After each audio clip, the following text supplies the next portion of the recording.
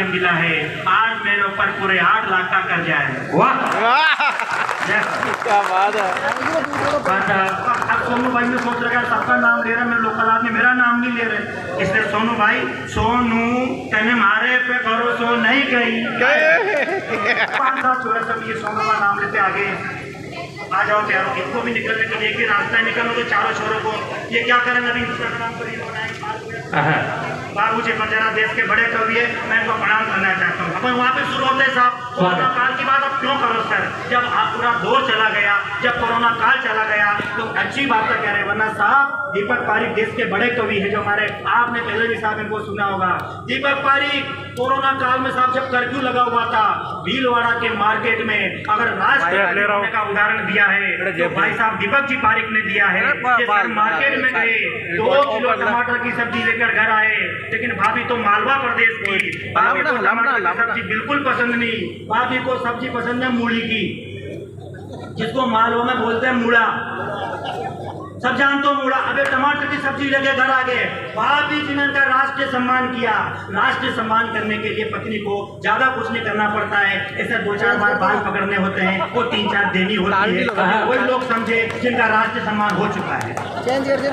तो भाई साहब दीपक जी पारिक 2 किलो टमाटर की सब्जी लेके घर आए, भाभी को मूड़ा की सब्जी पसंद, भाभी जी ने राष्ट्रीय सम्मान किया। इन्होंने मुझे फोन लगाया, बोले राजेश आज पूरी गत हो गई। इनकी भाई साहब क्या हुआ, बोले टमाटर की सब्जी लेके घर आया था, तेरी भाभी को मूड़ा की सब्जी पसंद, मैं इनकी हुआ क्या। अब दीपक पारिक साहब मुझे 4 पंक्तियां सुना रहे कि मेरे साथ क्या हुआ। लाया टमाटर में एक दिन महंगा तो पत्नी बोली ये क्या लाए, यूं ही गरीबी है सब्जी है महंगी है कैसे खाएं, अरे बोली मुंह फुला के बेलन लेके और कहा कहा कहा कहा मुड़ाला मुड़ाला मुड़ाला मुड़ाला खाना पड़ेगा, बाकी कोई टेंशन नहीं।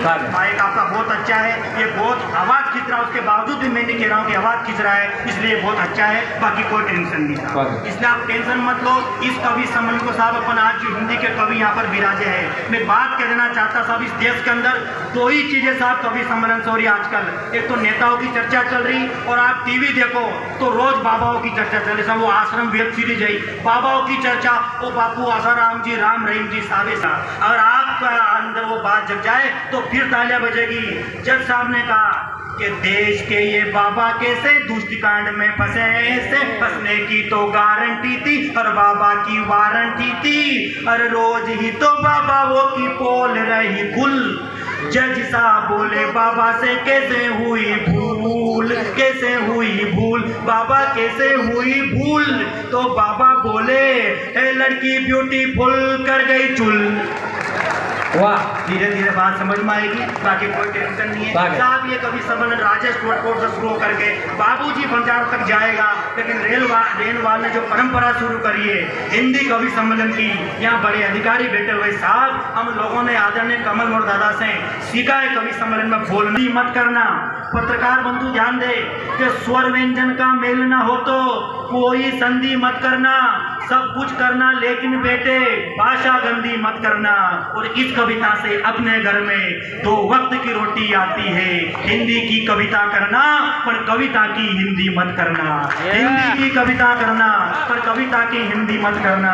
आज गांव में माता बहनों की जो संख्या देखी गई है, पिछले 50 कवि सम्मेलन सब हम कवि लोग कर रहे हैं, इतनी माता बहन अगर आई है तो रेनवाल में आई है। मैं चाहता हूँ कि पुरुष वर्ग एक बार इन माताओं के साथ सो जाए, इसलिए एक माँ पूरा साल निकाल देती है पुरानी साड़ी में, पूरा साल निकाल देती है पुरानी साड़ी में। बहुत बहुत धन्यवाद, बहुत बहुत आभार। एक बार पुणे आयोजन समिति इस कवि सम्मेलन के लिए जोरदार तालियां बजा के मुझे विदाई दे। बहुत बहुत